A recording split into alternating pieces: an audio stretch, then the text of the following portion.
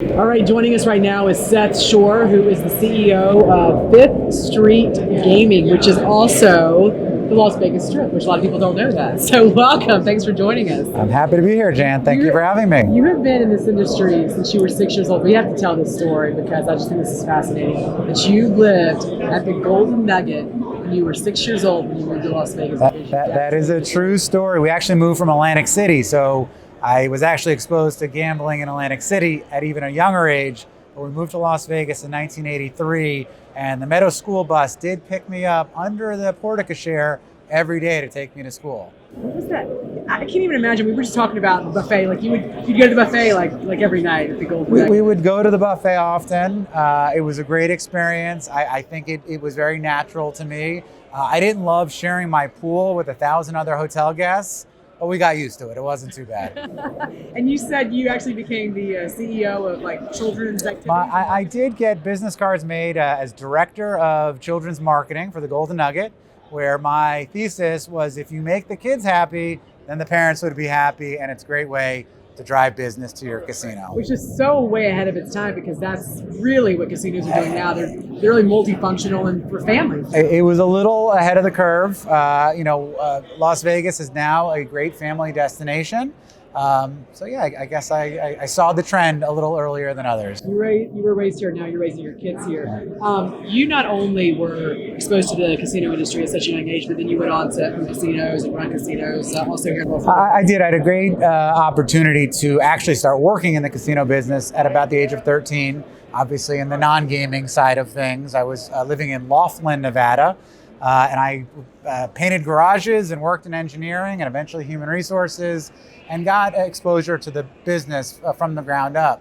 I worked at Treasure Island. I was a bellman and worked at the front desk and did every position, which today helps with my leadership, actually having been in the shoes of what my team members do for me today. Worked for the Wynn organization, for Mr. Wynn, and my father, Mark Schorr, for many, many years. Actually lived in Macau, China in 2001. Was part of the original Wynn team in China. And since 2006, have had my own casino company where we own and operate casinos here in Las Vegas. And now you're also getting involved in the in esports, right? Since 2015, you've been involved in esports. Yeah. There's been this kind of like shift. I think a lot of people are seeing kind of what the future trends could look like. With the millennials and the Gen Zers. What's your thoughts on this? Yeah, there's no question. There's a couple different schools of thought. I think the jury is out. But if for no other reason than as an insurance policy, I think it's important to get ahead of innovation. And being a 42-year-old casino owner, I feel like it's my duty to the industry, first Nevada, but really the entire casino industry, to think about the next 5, 10, or 15 years. What does our business look like? Certainly, technology has disrupted every other business in the world. Why is gambling going to be any different? Whether slot machines in their current form are relevant in the future or not, and there is a debate over that, I think it is important to incorporate new styles of wagering at a minimum to complement, not necessarily replace, but complement what exists today. So speaking of slot machines and sort of like what we're seeing is this change perhaps happening, in the future, like you said, possibly as an insurance policy. Do you foresee maybe some games taking the place of those slot machines, like the kind of games? Look, I think the slot industry is a very mature industry, and the slot developers today are very, very good at what they do. However, I do believe that new styles of slot machines will enter the market. We've started to see that. The idea that slot machines should have some level of skill associated with them to be more attractive to people who grew up playing games, who were rewarded by their skill level, as opposed to just hitting a button and having the outcome be entirely dictated by chance. In full transparency, I'm on the board of a company called GameCo, which has developed a new category of games called the video game slot machine. And they've built slot machines that are slot machines by nature, but have elements of skill. So they have a first-person shooter game and a basketball game. And depending on how well you do at that game dictates your pay outcome and how much you can win. I'm a big believer in that being a part of the future, and only time will tell. somebody else was on here talking about that actually, because they were saying if you know somebody who can play video games that's highly skilled, they can actually win money at this. This is like the one slot machine where it might be not just based solely on chance. Yeah, it's got to have an element of chance, otherwise the house won't win. But the idea is if you're better at the game than I am, you will get a better outcome than I am. Yeah. Still, there is a huge element of chance.